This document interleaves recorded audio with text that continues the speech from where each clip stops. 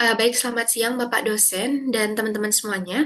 Sebelumnya perkenalkan kami dari kelompok 7 yang pada kesempatan kali ini akan mempresentasikan mengenai materi pengawasan LPD.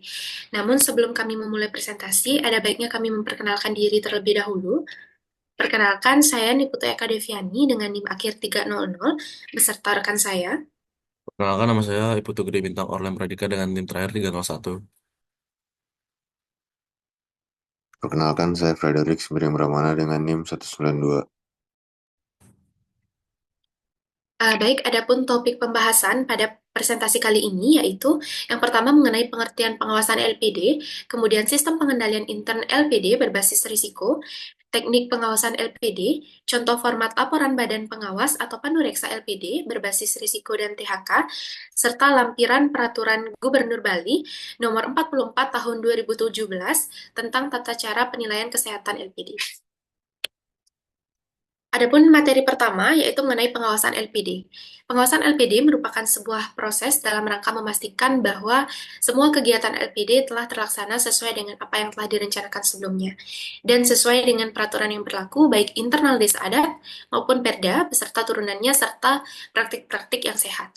Pengawasan dilakukan dengan memantau segala kegiatan di lingkungan LPD dan memastikan tidak terjadi penyimpangan-penyimpangan dan atau penyalahgunaan wewenang.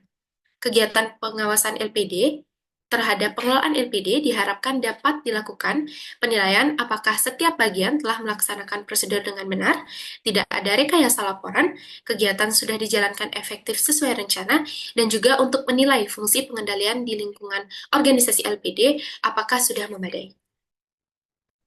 Kemudian selanjutnya ada teknik pengawasan internal LPD, yang dimana pengawasan LPD itu ditunjukkan untuk memantau praktik LPD yang lebih sehat, serta mencegah terjadi penyimpangan. Nah, teknik pengawasan berikut itu berisi daftar pertanyaan yang bisa digunakan untuk membantu fungsi pengawasan LPD sehingga memperoleh pemahaman menyeluruh tentang sistem pengendalian intern dan lingkungan akuntansi, memperoleh bukti mengenai pengendalian intern sehingga diperoleh gambaran apakah sistem pengendalian LPD dapat diandalkan dan menyusun serangkaian program nyata untuk perbaikan-perbaikan LPD selanjutnya yang dilakukan oleh pemangku kepentingan di desa adat. Namun sebelum beranjak ke teknik pengawasan yang berisi daftar pertanyaan, kami akan menjelaskan sedikit mengenai sistem pengendalian intern LPD berbasis risiko, yang dimana sistem pengendalian intern telah dibakukan oleh Committee of Sponsoring Organization atau KOSO dalam laporan berjudul Internal Control Integrated Framework pada tahun 1994 dan telah banyak dijadikan referensi hingga saat ini.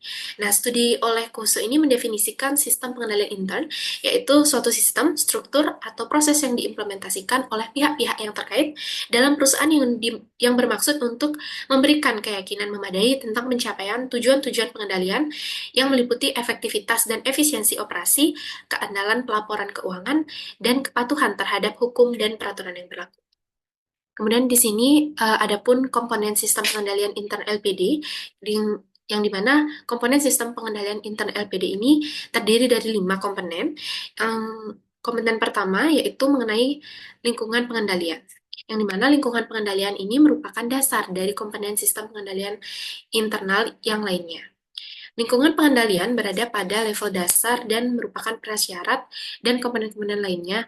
Dengan kata lain, kalau lingkungan pengendalian dapat berjalan baik dan sehat, maka akan mempermudah pelaksanaan komponen yang lainnya.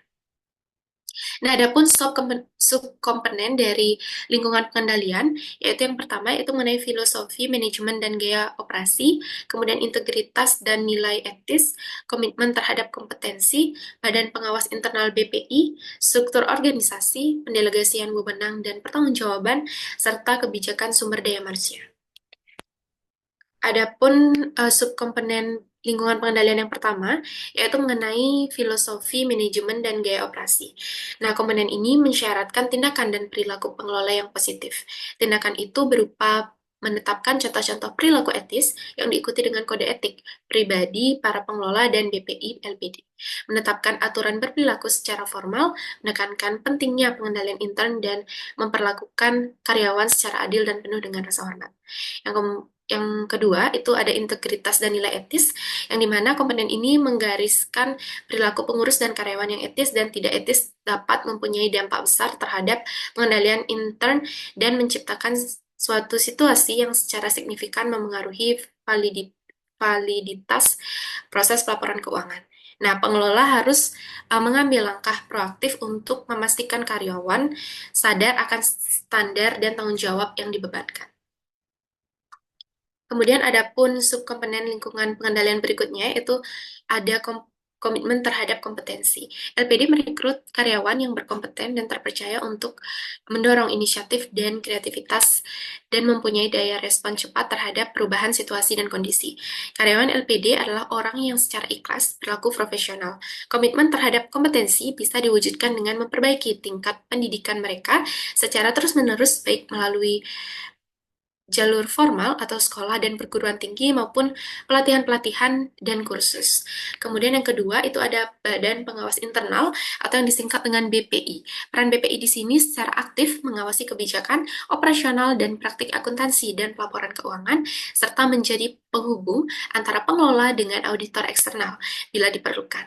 Nah, peranan BPI di sini itu sebagai pengawas internal sangat strategis, di samping sebagai auditor internal juga sebagai partner yang bersinergi untuk memajukan LPD. Kemudian yang ketiga, itu ada struktur organisasi, yang dimana struktur organisasi di sini merupakan kerangka hubungan formal dalam mencapai tujuan organisasi. Nah, hubungan pertanggungjawaban dan pelaporan tercantum dalam bagian struktur organisasi. Dalam kaitan dengan sistem pengendalian intern, posisi BPI sangat strategis. Kemudian yang selanjutnya yaitu ada pendelegasian wewenang dan pertanggungjawaban, yang dimana wewenang atau otoritas adalah hak untuk pemerintah bawahan berdasarkan posisi jabatan formal. Pertanggungjawaban adalah kewajiban seseorang untuk melaksanakan tugas yang dibebankan dan bertanggung jawab atas kinerja yang dicapai. Penunjukan wewenang dan pertanggungjawaban bisa berdampak besar terhadap pencapaian tujuan, karena yang diberikan wewenang memiliki kebebasan yang cukup untuk menggapai tujuan pribadi yang mendukung tujuan perusahaan. Kemudian, ada pun subkomponen terakhir dari lingkungan pengendalian, yaitu kebijakan sumber daya manusia. Nah, komponen ketujuh dari lingkungan pengendalian ini melibatkan pertimbangan kebijakan yang berkenaan dengan perekrutan, orientasi, pelatihan, motivasi, evaluasi, promosi, kompensasi, konseling, pelindungan terhadap karyawan, kebijakan dan praktik SDM yang kuat, membantu LPD mencapai operasi yang efisien dan memelihara integritas. Kemudian ada pun komponen sistem pengendalian intern selanjutnya, itu mengenai penilaian risiko. Nah, penilaian risiko ini merupakan proses mengidentifikasi, menganalisis, dan mengelola risiko yang berhubungan dengan penyusunan laporan keuangan atau laporan lain yang disajikan secara wajar sesuai dengan prinsip akuntansi yang berlaku di Indonesia atau standar akuntansi yang digunakan oleh LPD. Pengendalian risiko dilakukan secara intensif karena LPD selalu menghadapi berbagai jenis risiko yang dapat menghambat pencapaian tujuan dan berpotensi menimbulkan kerugian bagi LPD. Nah, risiko ini tidak hanya terkait dengan kecurangan dalam laporan keuangan, tetapi juga mencakup aspek operasional. Kemudian ada pun komponen selanjutnya, yaitu mengenai aktivitas pengendalian, yang dimana aktivitas pengendalian adalah kebijakan dan prosedur yang membantu meyakinkan bahwa tindakan yang diperlukan dilaksanakan dalam pencapaian tujuan suatu organisasi. Aktivitas pengendalian merupakan prosedur-prosedur wajib yang harus dilalui agar peluang terjadinya kecurangan dan kesalahan dapat dikurangi. Adapun aktivitas pengendalian itu dapat dilakukan dengan kegiatan-kegiatan berikut. Yang pertama yaitu telaah kinerja. Aktivitas pengendalian ini mencakup telaah atas kinerja sesungguhnya dibandingkan dengan anggaran. Dari realisasi akan dapat dilihat terjadinya penyimpangan atau tidak. Kemudian yang kedua itu pengolahan informasi. Pengendalian umum biasanya mencakup pengendalian atas operasi pusat data, pemperolehan dan pemeliharaan perangkat lunak sistem, keamanan akses bila menggunakan komputer. Kemudian yang ketiga itu pengendalian fisik, yang dimana aktivitas ini mencakup keamanan fisik aktiva, termasuk penjagaan memadai seperti fasilitas terlindungi dari akses terhadap aktiva, dan catatan dan otorisasi terhadap transaksi yang ada. Kemudian, kegiatan selanjutnya itu pemisahan fungsi, yang dimana pemisahan fungsi di sini artinya pembebanan tanggung jawab ke orang yang berbeda untuk memberikan otorisasi transaksi. Pencatatan transaksi, penyelenggaraan penyimpangan aktiva ditujukan untuk mengurangi kesempatan bagi seseorang dalam posisi untuk berbuat kecurangan dan menyembunyikan kekeliruan dan ketidakberesan. Kemudian ada pun komponen sistem pengendalian intern LPD selanjutnya, yaitu sistem informasi dan komunikasi. Sistem informasi dan komunikasi adalah sistem yang digunakan organisasi untuk mengenali, mendapatkan, dan mempertukarkan informasi lintas waktu dan tempat serta dalam bentuk yang memungkinkan orang untuk melaksanakan tanggung jawab mereka. Sistem informasi harus diidentifikasi, diproses, dan dikomunikasikan sehingga karyawan dapat melaksanakan tanggung jawabnya. Informasi dan komunikasi itu sangat menentukan dalam membentuk organisasi LPD yang sadar pengendalian. Transparansi dalam pelaksanaan tugas juga sangat diperlukan. Komunikasi yang intensif perlu dijalin antara BPI dengan pengurus LPD melalui suatu rapat koordinasi setiap waktu tertentu.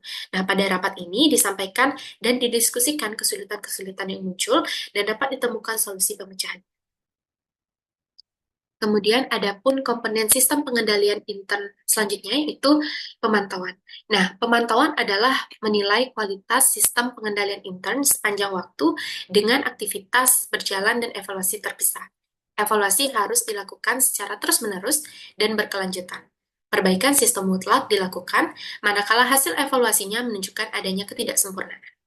Nah, sistem pengendalian intern LPD ini mengandung beberapa kata kunci, yang dimana yang pertama itu ada sistem pengendalian intern adalah suatu proses, kemudian sistem pengendalian intern berfungsi efektif karena manusia, sistem pengendalian intern tidak dimaksudkan untuk memberi jaminan yang mutlak, tetapi memberi jaminan atau keyakinan yang memadai, karena kelemahan inheren yang ada dalam setiap sistem pengendalian intern, serta sistem pengendalian intern diharapkan mencapai tujuan yang meliputi operasional, pelaporan keuangan, dan kepatuhan. Kemudian di sini ada pun sistem pengendalian intern LPD, penjelasan mengenai sistem pengendalian intern LPD yang mengandung beberapa kata kunci tadi. Yang pertama yaitu sistem pengendalian intern itu adalah suatu proses. Nah, yang dimana ini artinya pengendalian intern berupa serangkaian tindakan yang memengaruhi dan menyatu dengan infrastruktur dan tata kelola suatu organisasi. Kemudian yang kedua, sistem pengendalian intern berfungsi efektif karena manusia. Yang mana di sini artinya sistem pengendalian intern itu tidak semata-mata kebijakan bersifat manual dan melibatkan berbagai macam formulir, tetapi melibatkan orang-orang yang ada di dalam organisasi LPD, yaitu BPI, pengelola, dan staf lainnya. Kemudian yang ketiga, itu ada sistem pengendalian intern, tidak dimaksudkan untuk memberi jaminan yang mutlak, tetapi memberi jaminan atau keyakinan yang memadai, karena kelemahan inheren yang ada dalam setiap sistem pengendalian intern. Yang dimana, sebagus apapun pengendalian intern diciptakan, pasti tetap mempunyai kelemahan. Nah, kelemahan yang sering diungkapkan adalah munculnya budaya kolusi. Dengan kolusi akan terlihat di permukaan seolah-olah sistem dipatuhi, tetapi pada hakikatnya itu dilanggar. Antara lain dengan menggunakan dokumen fiktif dan prosedur yang dibuat-buat. Kemudian yang terakhir itu sistem pengendalian intern diharapkan mencapai tujuan yang meliputi operasional, pelaporan keuangan, dan kepatuhan. Nah, kategori pertama berkenaan dengan tujuan dasar suatu perusahaan, seperti menjaga sasaran kinerja dan profitabilitas dan melindungi aset. Kategori kedua, menjamin pembuatan laporan keuangan dapat diandalkan. Serta kategori ketiga itu berkenaan dengan kepatuhan terhadap hukum dan peraturan di mana perusahaan harus tunduk. Kemudian ini ada pun daftar pertanyaan dari pengawasan LPD tadi. Yang pertama itu mengenai lingkungan pengendalian. Lingkungan pengendalian yang pertama itu meliputi integritas dan nilai etika atau budaya organisasi LPD. Yang dimana pertanyaannya itu dapat berupa, apakah LPD telah memperhatikan nilai-nilai dan etika dalam rangka memaksimalkan profit? Apakah di dalam pelaksanaan operasi LPD terdapat pelanggaran terhadap perda, awik-awik pereram yang berlaku? Apakah misi LPD bertentangan dengan tujuan pembangunan nasional? Adakah terdapat protes dari masyarakat yang terkait dengan pelaksanaan atau dampak operasi LPD, serta apakah terdapat operasi perusahaan di luar bisnis inti, seperti misalnya LPD melakukan investasi dengan menggunakan kas LPD. Kemudian yang kedua itu mengenai komitmen terhadap kompetensi. Yang dimana pertanyaan di sini itu dapat muncul berupa apakah jajaran pengurus LPD itu sebelum melaksanakan tugasnya telah menandatangani janji lascaria berkomitmen dalam melaksanakan tugas, wewenang, dan tanggung jawab sesuai dengan visi dan misi LPD. Kemudian, apakah terdapat komitmen pengurus dan level manajemen di bawahnya untuk melaksanakan tata kelola organisasi yang baik? Apakah dalam pelaksanaan operasional LPD itu terdapat hal-hal yang tidak transparan dan akuntabel? Apakah terdapat tugas yang tidak dipertanggungjawabkan? Serta apakah penyajian laporan keuangan dan laporan pertanggungjawaban operasional di bidang tugas masing-masing pengurus disajikan dengan jelas dan wajar? Kemudian yang ketiga itu ada filosofi dan gaya operasi manajemen, yang dimana pertanyaannya itu dapat berupa, apakah gaya operasi manajemen dapat menggerakkan dan memberi motivasi kepada pejabat sampai level terbawah? Apakah dalam kurun waktu 1 tahun terakhir dapat demonstrasi atau protes ketidakpuasan karyawan terhadap manajemen? Apakah terdapat masalah atau komitmen terhadap pihak di luar perusahaan yang tidak terselesaikan oleh manajemen? Apakah pengurus memiliki ide terobosan baru atau inovasi dalam pengembangan bisnis LPD, serta apakah pengurus menyusun rencana strategi jangka menengah dan mengkomunikasikannya dengan para pejabat atau staf di bawahnya. Kemudian masih di filosofi dan gaya operasi manajemen, apakah terdapat rapat staf rutin untuk mengevaluasi program-program dan anggaran LPD? Apakah rapat-rapat pengurus dibuat notulen dan direview dalam rapat berikutnya? Apakah temuan eksternal auditor atau manajemen letter tahun lalu sudah ditindaklanjuti seluruhnya?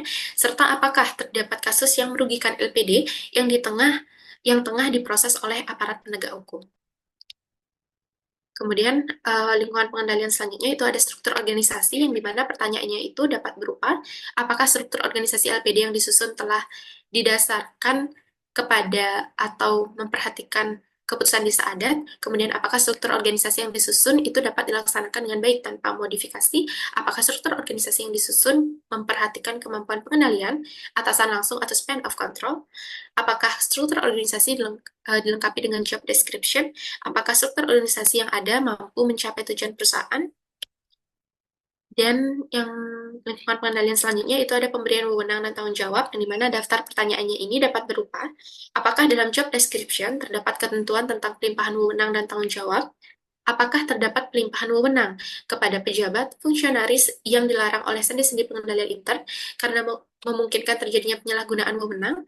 Apakah terdapat perangkapan fungsi yang bertentangan dengan prinsip internal check? Apakah ada tugas yang tidak terlaksana pada waktunya karena tidak dilimpahkan kepada orang lain, sedangkan yang bersangkutan sedang menjalani cuti atau bertugas di luar daerah, serta apakah pemberian wewenang diikuti dengan laporan pertanggungjawaban? Kemudian lingkungan pengendalian selanjutnya itu kebijakan dan praktik sumber daya manusia, yang dimana pertanyaan ini dapat berupa, apakah terdapat kebijakan umum tentang SDM, apakah terdapat career planning yang dinyatakan secara tertulis, apakah terdapat program pendidikan dan pelatihan atau diklat yang berkelanjutan bagi karyawan LPD, apakah terdapat program evaluasi kompetensi SDM, apakah job yang berkaitan dengan akuntansi dan pelaporan ditangani oleh orang-orang yang berpendidikan minimal SMK akuntansi. Kemudian yang kedua, di sini ada penaksiran risiko, yang dimana penaksiran risiko di sini meliputi yang pertama, risiko entitas yang relevan dengan pelaporan tanda tangan anotasi keuangan, yang dimana pertanyaannya itu dapat berupa, apakah LPD memahami dan mengidentifikasi kemungkinan terjadi risiko dalam penyajian laporan keuangan? Apakah identifikasi meliputi risiko kegagalan dan risiko kekeliruan? Apakah dibuat urutan atau ranking signifikan dari risiko yang teridentifikasi di LPD? Apakah di dalam mengidentifikasi risiko dilakukan analisis penyebabnya, baik penyebab intern maupun ekstern? Apakah terdapat perubahan dalam lingkungan operasi maupun perubahan peraturan yang mengakibatkan perubahan risiko? Serta apakah terdapat personal baru yang mempunyai fokus pandangan yang berbeda terhadap desain dan aplikasi pengendalian intern? Kemudian masih di poin pertama tadi, yaitu pertanyaan selanjutnya, apakah terdapat perubahan atau perbaikan sistem informasi? Apakah terdapat perkembangan atau pertumbuhan yang pesat atas operasional dan pemasaran LPD, itu baik dalam volume maupun jenis produk atau lokasi pemasaran? Apakah terdapat teknologi baru dalam operasi atau sistem informasi yang mengubah risiko berkaitan dengan pengendalian intern LPD? Apakah terdapat restrukturisasi organisasi yang mengakibatkan pengurangan personel atau merubah prosedur operasi baku LPD? Apakah terdapat perluasan kerjasama dari luar negeri yang berpengaruh dalam transaksi valuta asing? Serta apakah terdapat perubahan prinsip atau metode akuntansi yang berdampak dalam penyusunan laporan keuangan? Kemudian selanjutnya itu ada strategi manajemen risiko, yang dimana pertanyaannya itu dapat meliputi apakah LPD itu memiliki strategi manajemen risiko, apakah terdapat unit struktural dalam LPD yang bertanggung jawab dalam mengelola risiko, apakah dalam mengelola risiko itu terdapat strategi untuk menghindari risiko dan meminimal risiko tersebut, kemudian apakah dalam strategi yang dibuat termasuk strategi untuk mengeksploitasi risiko, serta apakah terdapat strategi untuk memindahkan risiko. Kemudian, apakah ada risiko untuk mengurangi risiko sampai ke tingkat yang dapat ditoleransi? Apakah strategi manajemen risiko itu telah disetujui dan sesuai dengan kebijakan pimpinan LPD? Apakah strategi dan kebijakan manajemen risiko telah dikomunikasikan dan dipahami dengan baik oleh para pengurus di semua tingkatan? Apakah dalam strategi manajemen risiko mencakup uraian tentang tujuan menaksir dan mengendalikan risiko, serta apakah dalam strategi manajemen risiko itu termasuk batasan atau limit atau risiko yang dapat ditoleransi. Kemudian selanjutnya itu apakah strategi manajemen risiko itu dapat dilaksanakan dengan efektif dalam pengertian dapat mengatasi kegagalan dan tidak terdapat salah saji material dalam laporan keuangan, serta apakah strategi manajemen risiko itu didokumentasikan LPD dengan memadai oleh fungsi terkait, apakah strategi manajemen risiko itu termasuk pengendalian risiko, apakah pengendalian risiko itu mencakup pengendalian preventif dan pengendalian detektif, serta apakah pengendalian risiko preventif itu berbasis sistem. Baik, untuk materi selanjutnya itu akan dijelaskan oleh rekan saya. Terima kasih. Baik, berikutnya saya akan melanjutkan dengan materi aktivitas pengendalian, di mana untuk bagian pertama adalah bagian kebijakan. Untuk dasar pertanyaannya, yang pertama, apakah terdapat kebijakan pengurus mengenai operasi dan sistem akuntansi atau pelaporan keuangan? Lalu, apakah terdapat prosedur operasi baku atau SOP yang telah disahkan pengurus dan diberlakukan di lingkungan LPD? Lalu yang ketiga, apakah LPD memiliki pedoman atau kebijakan akuntansi atau accounting manual? Lalu yang keempat, apakah prosedur operasi baku ditetapkan dengan keputusan pengurus atau pejabat pengurus yang berwenang? Lalu apakah pedoman akuntansi dijadikan dasar penyelenggaraan akuntansi dan pelaporan keuangan LPD?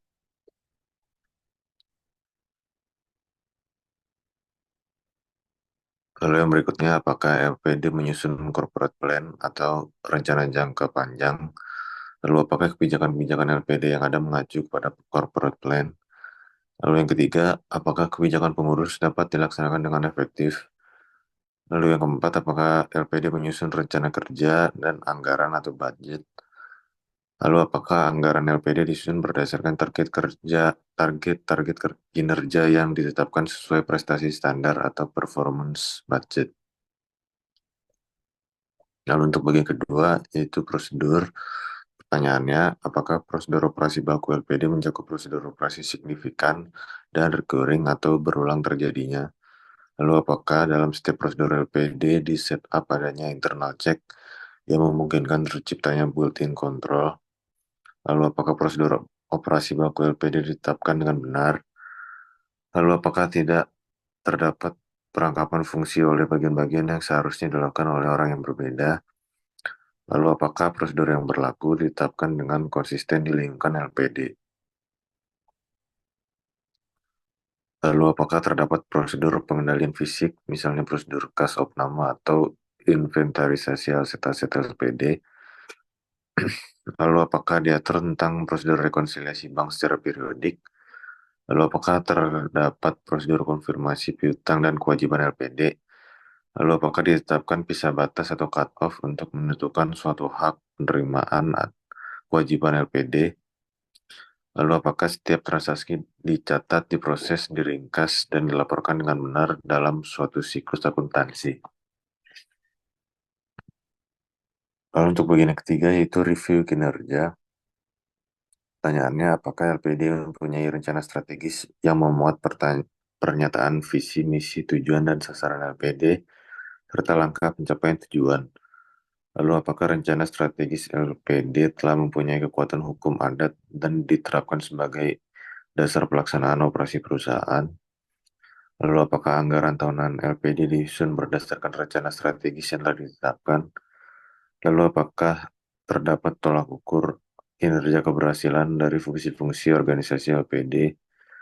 Lalu apakah keberhasilan tidak melulu didasarkan atas pengalaman tahun lalu, melainkan juga dilakukan perbandingan dengan praktik-praktik terbaik atau best practices? Lalu apakah dilakukan review kinerja secara periodik terhadap pejabat atau fungsionaris kepengurusan LPD?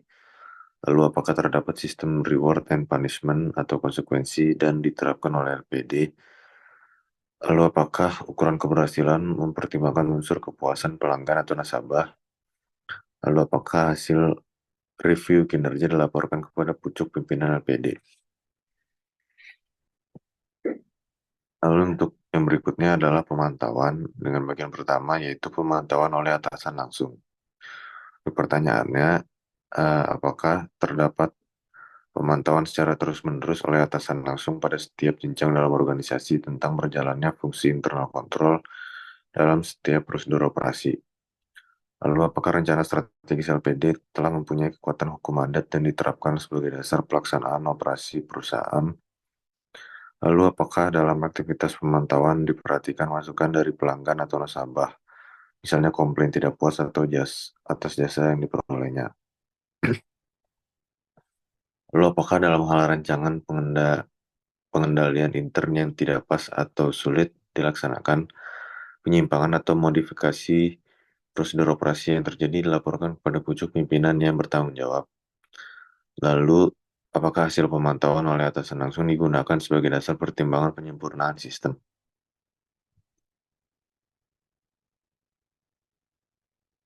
Lalu, bagian kedua yaitu internal audit, satuan pengendali internal. Pertanyaannya, apakah LPD mempunyai satuan audit intern atau satuan pengendalian intern? Lalu yang kedua, apakah pengendalian SPI berada di bawah dan bertanggung jawab langsung pada ketua pengurus? Lalu apakah SPI memiliki program kerja reguler dalam mengawasi desain dan pelaksanaan sistem pengendalian intern? Lalu apakah SPI memiliki kualitas SDM yang memadai untuk melaksanakan fungsi pengawasan atau audit? Lalu apakah program kerja pengawasan tahunan dapat dilaksanakan dengan efektif? Lalu yang berikutnya, apakah SPI dapat melaksanakan fungsinya tanpa terkendala? Lalu apakah SPI melaksanakan evaluasi kinerja setiap departemen atau setiap bagian operasional? Apakah hasil evaluasi kinerja yang dilaksanakan oleh SPI disampaikan kepada pimpinan pengurus LPD? Lalu apakah temuan hasil evaluasi SPI terhadap pelaksanaan internal kontrol ditindaklanjuti oleh bagian atau unit kerja terkait? Lalu apakah terdapat sinergi SPI dengan auditor eksternal? Untuk bagian berikutnya itu 15 checklist pengawasan LPD. Apakah terdapat pemisahan fungsi penyimpanan kas dengan pencatatan kas atau bank di LPD? Apakah terdapat fasilitas pengamanan berangkas kasir dari kemungkinan pencurian kas yang disimpan? Lalu apakah pernah dibuatkan notulen rapat pengurus setiap bulan atau minggu atau pada saat dilakukan rapat bulanan, misalnya membahas permasalahan LPD, tunggakan pinjaman, pembukaan atau penutupan laporan bulanan dan rencana ke depan? Lalu apakah dokumen dan arsip-arsip lainnya untuk pengeluaran kas atau bank selalu lengkap, terdapat otorisasinya dari pengurus yang berwenang, didukung bukti yang sah dan pencatatannya ke dalam kartu kewajiban, serta jurnal pengeluaran kas atau bank apakah telah lengkap? Lalu yang berikutnya, apakah dokumen dan arsip-arsip lainnya untuk pertanggungjawaban uang muka dan pengisian kembali dana kas kecil selalu lengkap? Apakah ada otorisasinya? Apakah pertanggungjawaban menggunakan form bernomor urut tercetak? Apakah cocok bukti kas keluar dengan dokumen pendukungnya? Apakah cap lunas yang dibubuhkan pada dokumen pendukung? Apakah pencatatan ke dalam buku pembantu yang bersangkutan dan ada cross-check ke monitoring biaya tidak langsung? Lalu berikutnya, apakah terdapat berita acara penghitungan kas? Apakah penghitungan kas dilakukan secara periodik? Apakah pimpinan LPD pernah melakukan pemeriksaan fisik kas secara mendadak? Apakah bagian keuangan dan akuntansi memeriksa perbedaan kas yang timbul dalam penghitungan kas dan bagaimana cara penyelesaiannya?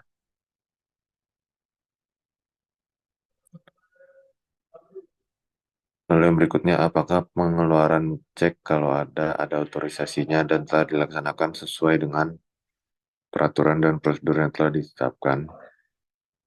Lalu apakah terdapat pemisahan fungsi antara fungsi operasional, fungsi pembayaran gaji atau payroll, dan fungsi pembukuan?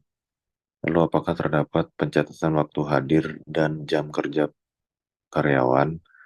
Lalu apakah pembayaran gaji atau upah karyawan didukung oleh surat keputusan pengangkatan karyawan yang namanya tercantum dalam daftar gaji atau upah tersebut, termasuk surat keputusan tentang kenaikan tarif gaji atau upah karyawan? Dan apakah terdapat pemisahan fungsi antara kasir dengan pembukuan? Lalu berikutnya, apakah ada lampiran atau nota yang mendukung atas pengeluaran biaya-biaya seperti makan, transport, dan sebagainya? Lalu apakah LPD melakukan pemeriksaan dan inventarisasi aset dan perlengkapan kantor secara berkala dan dibuatkan berita acara?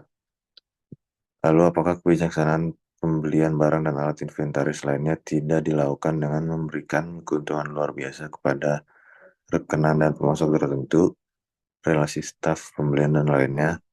Suatu perusahaan di mana seorang staf mempunyai kepentingan, dan apakah terdapat masalah yang berkaitan dengan masalah hukum, tuntutan masyarakat setempat yang dapat mengganggu kelancaran kegiatan LPD?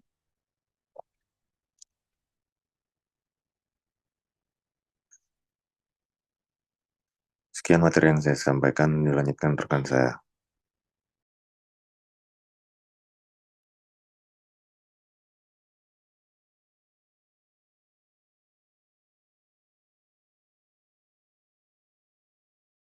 Baik, di sini saya akan melanjutkan materi mengenai contoh format laporan Badan Pengawas Panureksa.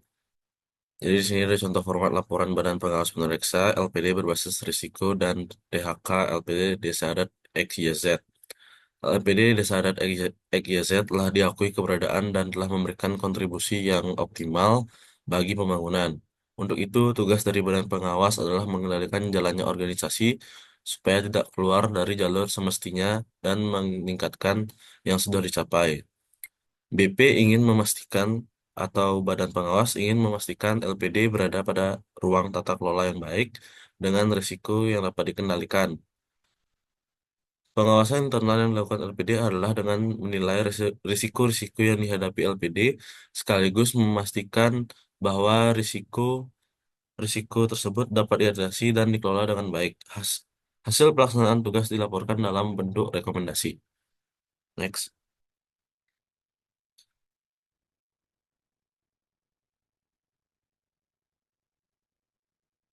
Selanjutnya ada maksud, tujuan, manfaat, dan sifat pengawasan. Maksud pengawasan di sini sebagai pertanggungjawaban dari pelaksanaan tugas pengawas.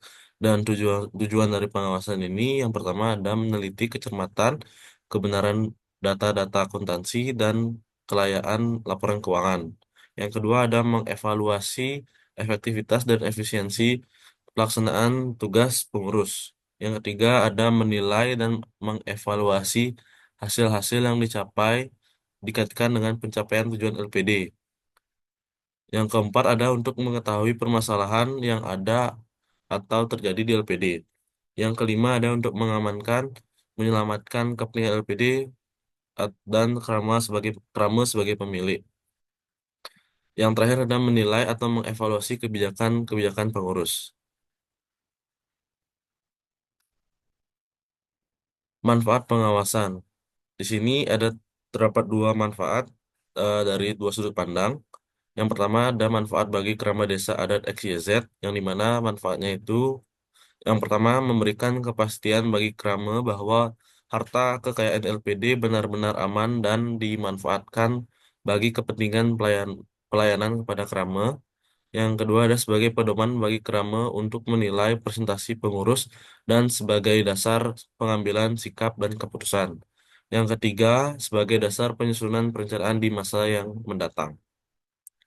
Manfaat dari sudut pandang bagi pengurus, Yang pertama adalah membantu pengurus dalam memberikan informasi kepada Krame mengenai kebijakan dan kegiatan yang dilaksanakan oleh pengurus. Yang kedua ada membantu pengurus dengan memberikan saran-saran, nasihat, dan koreksi. Yang ketiga ada mendorong pengurus untuk berbuat jujur, tertib, dan hati-hati. Selanjutnya ada manfaat bagi sudut pandang pihak ketiga, yang dimana di sini manfaatnya adalah untuk menjamin dan melindungi hak-hak dan hubungannya dengan LPD. Yang kedua ada menimbulkan rasa percaya masyarakat atau pihak ketiga pada umumnya terhadap LPD sehingga mendorong untuk berpartisipasi. Selanjutnya ada sifat pengawasan. Pengawasan di sini bersifat bebas, tidak memihak atau independen. Yang kedua, skeptisme profesional. Yang ketiga, iuran di sini berupa rekomendasi. Selanjutnya ada dasar pelaksanaan tugas pengawasan Panoreksa. Berdasarkan Perda dan Peraram Pengele Desa Adat XYZ, pengawasan LPD dilakukan oleh Badan Pengawas Internal atau BPI yang berperan sebagai fungsi audit internal independen. Selain mengawasi operasional lembaga, BPI juga memberikan rekomendasi dan saran untuk kemajuan LPD. Selanjutnya ada ruang lingkup pengawasan, yang dimana ruang lingkup pengawasan LPD ini meliputi kegiatan pengurus dalam bidang organisasi, usaha, keuangan, dan administrasi. Selanjutnya ada tata cara penilaian kesehatan LPD. LPD memelihara tingkat kesehatannya agar terus-menerus dapat berkembang dan memberikan manfaat bagi masyarakat desa dan mendukung pembangunan desa Pekraman dalam arti luas. Kesehatan LPD juga dipentingkan semua pihak yang terkait, baik desa Pekraman selaku pemilik LPD, pengawas internal, pengelola LPD, masyarakat pengguna jasa LPD, lembaga pemberdayaan LPD, maupun pemerintah selaku pembina LPD itu sendiri. Penilaian kesehatan LPD dilaksanakan secara rutin 3 bulanan maupun secara insidentil atau sesuai dengan kebutuhan. Hasil penilaian kesehatan LPD disampaikan kepada pihak yang terkait untuk mendapatkan pembinaan guna memperbaiki kinerja LPD.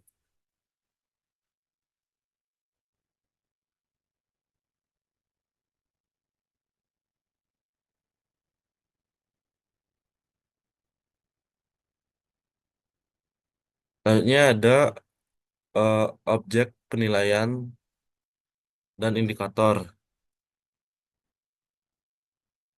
Tingkat kesehatan LPD pada dasarnya dinilai dengan pendekatan kualitatif atas 5 faktor yang berpengaruh terhadap kondisi dan perkembangan LPD sebagai lembaga keuangan, yaitu permodalan, kualitas aktiva produktif, manajemen, earning atau rentabilitas, dan likuiditas. Faktor tersebut memiliki beberapa komponen yang diberikan bobot penentu kesehatan LPD sebagaimana disajikan pada gambar di layar, yang dimana faktor permodalan ini mencakup komponen kecukupan modal atau CAR, di mana persentase perbandingan antara modal LPD terhadap aktiva tertimbang menurut risiko atau ATMR, yang dimana diberikan bobot sebesar 25%. Yang kedua ada aktiva produktif dibagi menjadi dua, yaitu kualitas aktiva produktif dan cadangan pinjaman ragu-ragu atau CPRR, yang dimana KAP merupakan persentase perbandingan antara aktiva produktif yang diklasifikasikan terhadap total aktiva produktif dan diberikan bobot sebesar 25%. Yang kedua ada persentase perbandingan antara CPRR yang dibentuk terhadap CPRR yang wajib dibentuk, di mana ini diberikan bobot sebesar 10%. Yang ketiga ada manajemen. Terdiri dari 25 pertanyaan manajemen, masing-masing pertanyaan diberi nilai antara 0 sampai 4. Dan bobot penentunya diberikan sebesar 10%. Yang ketiga, mohon maaf, yang faktor keempat, earning atau rentabilitas yang dibagi menjadi dua. Yang pertama ada ROA, di mana ROA ini merupakan persentase perbandingan antara laba terhadap total aktiva yang diberikan bobot penentu sebesar 10%. Yang kedua ada BUPU, yang dimana ini merupakan persentase perbandingan antara biaya terhadap pendapatan dan diberikan bobot penentu sebesar 10%. Yang terakhir adalah likuiditas yang dibagi menjadi alat likuid yang merupakan alat liquid dan LDR, yang dimana alat liquid itu tersendiri merupakan persentase perbandingan antara alat liquid terhadap hutang lancar yang diberikan bobot penentu sebesar 5%, dan LDR merupakan persentase di perbandingan antara pinjaman yang diberikan terhadap dana yang diterima. Eh, Jika semua sudah dimasukkan dalam komponen, seluruh bobot penentu akan dijumlahkan dengan total mencapai 100%. Next.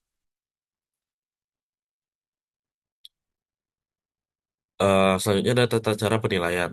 Tahapan penilaian kesehatan LPD dapat dibagi menjadi langkah-langkah sebagai berikut. Yang pertama, kita harus memeriksa kebenaran data laporan keuangan dan informasi manajemen LPD. Yang kedua, ada menghitung rasio masing-masing faktor atau komponen yang dinilai. Yang ketiga, menghitung nilai kredit masing-masing faktor atau komponen berdasarkan kriteria atau indikator penilaian. Yang keempat adalah menghitung nilai kontribusi masing-masing faktor atau komponen berdasarkan bobot penentu. Bobot penentu kesehatan. Yang terakhir adalah menghitung nilai kesehatan dengan menjumlahkan nilai kontribusi semua faktor atau komponen penentu kesehatan LPD. eh, Besaran nilai kesehatan digunakan sebagai penentu kriteria kesehatan LPD. Kriteria kesehatan LPD ditetapkan dengan nilai sebagai berikut. Eh, jadi yang bisa dapat lihat di layar, total nilai kesehatan dari 81 sampai 100 itu dikategorikan sehat. Total nilai 66 sampai 81 dikategorikan cukup sehat. Total nilai 51 sampai 66 dikategorikan kurang sehat. Dan terakhir nilai 0 sampai 51 dikategorikan tidak sehat.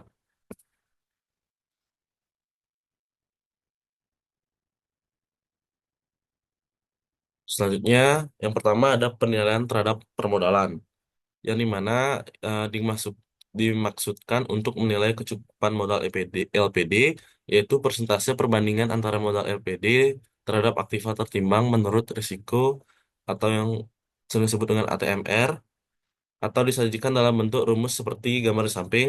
Teman-teman bisa lihat pada layar rumus dari rasio kecukupan modal atau CAR, di mana rumusnya itu modal LPD dibagi aktiva tertimbang menurut risiko atau ATMR dikali 100.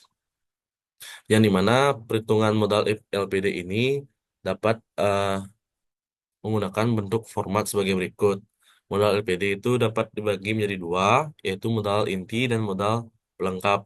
Modal inti terdiri dari modal disetor, modal donasi, modal cadangan, laba tahun yang belum dibagi, laba tahun berjalan, rugi tahun lalu, dan rugi tahun berjalan.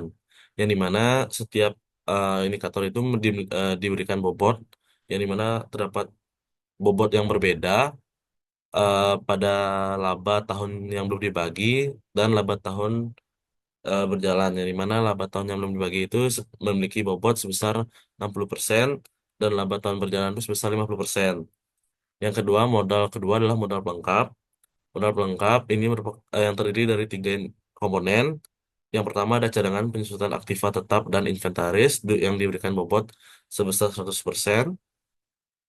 Yang kedua ada CPRR maksimal 1,25% dari ATMR. Yang ketiga ada modal titipan desa Pekraman dan diberikan juga bobot sebesar 100%. Eh untuk untuk kolom jumlah itu diperoleh dari nanti ketika nominal dikalikan bobot bobot itu sendiri, sehingga nanti modal LPD, maaf, modal inti ditambah modal pelengkap itu baru mendapatkan modal LPD. Next. Selanjutnya, tadi kan sudah dijelaskan bahwa rumusnya itu dibagi dengan ATMR. Nah, ATMR ini dapat dicari dengan menggunakan bentuk format sebagai berikut. Yang pertama ada kas, eh, diberikan bobot sebesar 0%. Yang kedua ada antar bank aktiva dan antar bank aktiva macet. Kedua komponen ini diberikan bobot yang berbeda, yang dimana pada antar bank aktiva diberikan bobot sebesar 20%, namun pada antar bank aktiva macet diberikan bobot sebesar 100%. Yang ketiga ada pinjaman yang diberikan, eh, sama juga diberikan bobot 100%, aktiva tetap dan inventaris. Yang kelima ada aktiva lain atau rupa-rupa. per aktiva. Setelah semua setelah semua nominal dikalikan dengan bobot, lalu kita jumlahkan semuanya, mendapatkan total ATMR. Lalu kita bisa memperoleh rasio dari CAR. Setelah kita mendapatkan rasio CAR, kita masuk ke langkah selanjutnya, yaitu menentukan nilai kredit faktor kecukupan modal yang dimana disajikan dalam rumus sebagai berikut. Nilai CAR dapat dicari dengan cara 81 tambah rasio CAR dikurang 12 dibagi 0,1. Yang dimana rasio CAR-nya itu sudah dapat kita cari sebelumnya dengan cara rumus yang sebelumnya itu dengan cara modal LPD dibagi dengan ATMR dikali 100%. Yang dimana nilai kredit faktor kecukupan modal itu eh, hasil rasio kecukupan modal 12% diberi nilai 81, hasil rasio 0% atau negatif diberi nilai 0. Setiap kenaikan 0,1% dari pemenuhan kecukupan modal 12%, nilai ditambah 1 hingga maksimum 100. Setiap penurunan 0,1% dari pemenuhan kecukupan modal 12%, nilai dikurangi 1 hingga minimum 0. Next.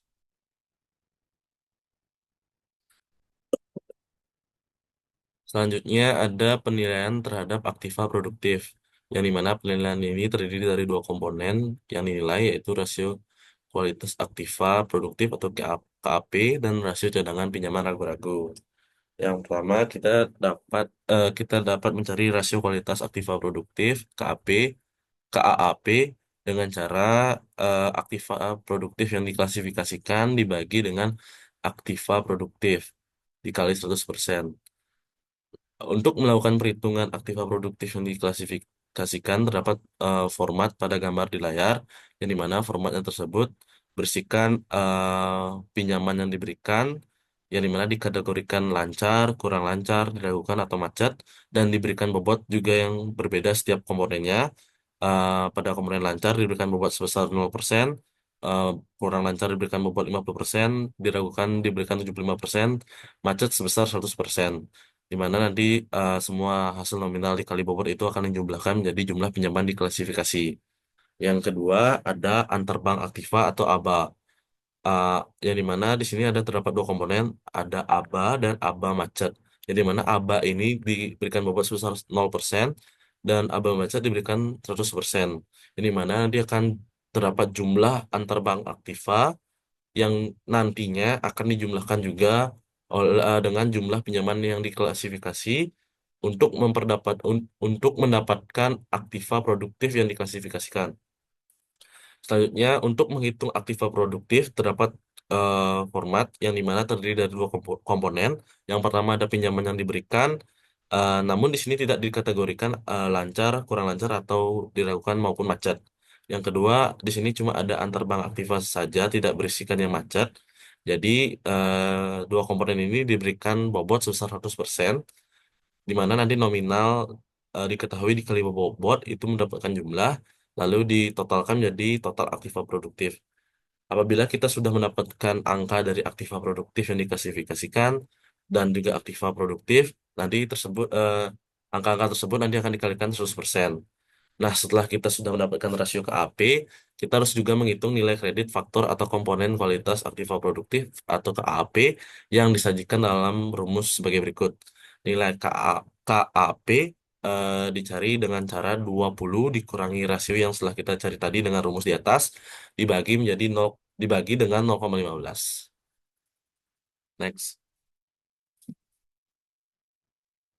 Selanjutnya, eh, rasio yang kedua adalah rasio cadangan pinjaman ragu-ragu, yang dimana di sini untuk menilai kecukupan penyediaan CPRR, yaitu persentase di perbandingan antara CPRR yang dibentuk terhadap CPRR yang wajib dibentuk. Nah, kita di sini dapat mencari dengan cara dengan rumus rasio CPRR eh, dicari dengan CPRR yang dibentuk dibagi dengan CPRR yang wajib dibentuk dikali dengan 100%. Jadi kita dapat mencari CPRR yang wajib dibentuk ini dengan cara format terdapat 4 komponen, terdapat ada klasifikasi pinjaman yang diberikan itu dibagi 4 komponen. Yang pertama ada lancar, kurang lancar, diragukan, dan macet. yang dimana diberikan bobot 0,5%, 10%, 50%, dan 100%. Setelah mendapatkan rasio CPRR, akan ditentukan nilai CPRR dengan cara rasio CPRR dikali 1. Next. Selanjutnya ada penilaian manajemen. Nah, di sini penilaian manajemen ini dibagi menjadi dua. Ada penilaian manajemen umum dan penilaian manajemen risiko. Di mana penilaian manajemen umum ini difokuskan pada komponen antara lain yaitu strategi sasaran, struktur organisasi, sistem, dan kepemimpinan. Yang kedua ada penilaian manajemen risiko yang dimana difokuskan kepada komponen antara lain risiko likuiditas, risiko kredit, risiko operasional, risiko hukum, risiko pemilik. Nah, penilaian ini sangat berbeda dengan penilaian-penilaian sebelumnya yang dimana ini tersebut penilaian yang berupa pertanyaan yang di mana kita harus melakukan observasi untuk mendapatkan penilaian ini. Next. Jadi yang bisa teman-teman lihat bahwa total dari pertanyaan penilaian manajemen ini sebanyak 25. Next. Nah, cara pengisian formulir penilaian manajemen ini dengan cara setiap pertanyaan atau pernyataan diberikan nilai 0 sampai 4 dengan kriteria 0 tidak sama sekali atau tidak mau dipenuhi. Eh, di mana terdapat beberapa pernyataan yaitu belum ada tetapi sudah ada rencana untuk memenuhi. Sudah dipenuhi, sebagian besar kurang. Sudah dipenuhi, tetapi beberapa ada yang kurang. Sudah dipenuhi, lengkap. Nilai kredit manajemen diperoleh dengan menjumlahkan nilai yang diberikan pada masing-masing pertanyaan atau pernyataan manajemen dengan nilai maksimum 100. Kontribusinya terhadap nilai kesehatan LPD ditetapkan 10% atau nilai kali 10%. Next. Selanjutnya ada penilaian terhadap earning atau rentabilitas. Terdiri dari dua komponen yaitu rasio return of asset atau ROA dan rasio kehematan biaya terhadap pendapatan atau BOPO. Yang pertama ada ROA. Ini dimaksudkan untuk menilai kemampuan LPD dalam menghasilkan laba terhadap rata-rata aset yang dimiliki atau disajikan dalam rumus ROA. eh, Rumusnya adalah laba tahun berjalan dibagi rata-rata aset dikali 100%. Laba tahun berjalan disetahunkan nilai kredit faktor atau komponen ROA. Jadi rasional atau negatif diberi nilai 0 poin. Yang kedua ada setiap kenaikan 0,025% dari 0 diberi nilai poin 1 dengan maksimum 100. Yang dimana tadi kita sudah mendapatkan rasionya, kita kembali mencari nilai dari nilai kredit dari ROA dengan cara rasio dibagi 0,025. Next. Yang maaf, next. Selanjutnya ada biaya operasional terhadap pendapatan operasional atau BUPU, yang mana dimaksudkan untuk menilai kehematan belanja LPD, yaitu persentase perbandingan antara biaya operasional terhadap pendapatan operasional LPD atau disajikan dalam rumus. Rumusnya yaitu rasio BUPU biaya operasional dibagi pendapatan operasional dikali 100%. Selanjutnya, kita mencari nilai kredit faktor komponen BUPU yang dimana dengan cara 100 dikurangi rasio dibagi 0,25. Nilai kredit faktor atau komponen BUPU rasio 100% atau lebih diberi nilai 0. Setiap penurunan sebesar 0,25% dari 100% diberi nilai kredit 1 dengan maksimum nilai kredit 100. Next. Baik, selanjutnya saya di sini akan menjelaskan penilaian terhadap likuiditas yang dimana terdiri dari dua komponen yaitu rasio alat likuid dan rasio pinjaman yang diberikan terhadap dana yang diterima atau LDR. Yang pertama adalah rasio alat likuid. Rasio ini dimaksudkan untuk menilai kemampuan LPD dalam memenuhi kewajiban lancar yaitu persentase perbandingan antara alat likuid terhadap utang lancar atau dengan rumus sebagai berikut. Rasio alat likuid sama dengan kas utama antar bank aktiva dibagi utang lancar dikali 100%. Setelah itu kita harus mencari nilai kredit faktor atau komponen rasio alat likuid yang dimana disajikan dalam rumus sebagai berikut. Nilai alat likuid sama dengan rasio dibagi 0,15. Alat likuid terdiri dari kas dan pendapatan dana LPD yang terbank aktiva dalam bentuk giro atau tabungan. Antar bank aktiva dalam bentuk deposito dan antar bank aktiva pada bank atau lembaga keuangan lainnya yang dalam pengawasan khusus atau macet tidak diperhitungkan. Utang lancar meliputi kewajiban segera, termasuk kewajiban membayar angsuran pinjaman atau utang pada bank suatu atau lembaga keuangan lainnya dengan tabungan dan deposito. Nilai kredit faktor atau komponen rasio alat liquid yang dimana rasio nol diberi nilai kredit nol dan untuk setiap kenaikan 0,15% dari nol nilai ditambah 1 sampai dengan maksimum 100. Next. Selanjutnya ada penilaian terhadap likuiditas. Yang kedua adalah LDR, Loan to Deposit Ratio, yang dimana ini dimaksudkan untuk menilai rasio pinjaman yang diberikan terhadap dana yang diterima. Dana yang terima terdiri dari deposito dan tabungan masyarakat, pinjaman dari bank atau lembaga keuangan, maaf, keuangan lainnya. Yang ketiga ada modal inti, yang terakhir ada modal pinjaman atau titipan. Yang mana nilai kredit atau komponen LDR disajikan dalam rumus sebagai berikut. Nilai LDR dikurangi 115 dikurangi rasio dikali 4. Yang mana nilai kredit faktor komponen LDR rasio 115% atau lebih dari, maaf, atau lebih diberi nilai kredit 0. Untuk setiap penurunan 1% dari rasio 115%, nilai kredit ditambah 4 dengan maksimum 100. Apabila nilai kurang dari 94,75%, maka nilainya langsung maksimum. Next. Baik, yang selanjutnya ada kompilasi hasil penilaian kesehatan LPD. Eh, Berdasarkan perhitungan rasio-rasio komponen, selanjutnya dilakukan perhitungan nilai kredit kontribusi komponen tersebut. Hasilnya disajikan pada bentuk format sebagai berikut. Nah, kan tadi sebelumnya teman-teman sudah melihat perhitungan CAR, KAP, CPRR, ROA, BOPU, likuiditas, dan LDR. Ketika kita sudah mendapatkan rasionya dan nilai, kita harus rasio dan nilai itu kita masukkan ke dalam tabel tersebut. Yang dimana setelah kita memasukkan rasio dan nilai, kita kalikan dengan bobot. Eh, Setelah itu, nilai kesehatannya itu akan dijumlahkan keseluruhan dan dimana akan mendapatkan total nilai Camel untuk menilai total nilai kesehatan, yang dimana total nilai kesehatan yang sebelumnya sudah diberikan kriteria untuk angkanya berapa-berapa saja yang dikategorikan sehat, kurang sehat, atau sebagainya. Tapi pada kali ini faktor manajemen itu kita tidak dapat lakukan karena kita harus melakukan observasi langsung.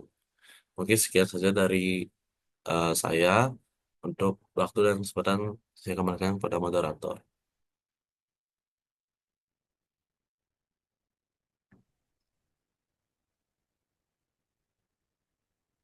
Baik, mungkin sekian dari presentasi dari kelompok kami. Mohon maaf apabila terdapat kesalahan kata. Kami akhiri dengan selamat siang dan terima kasih.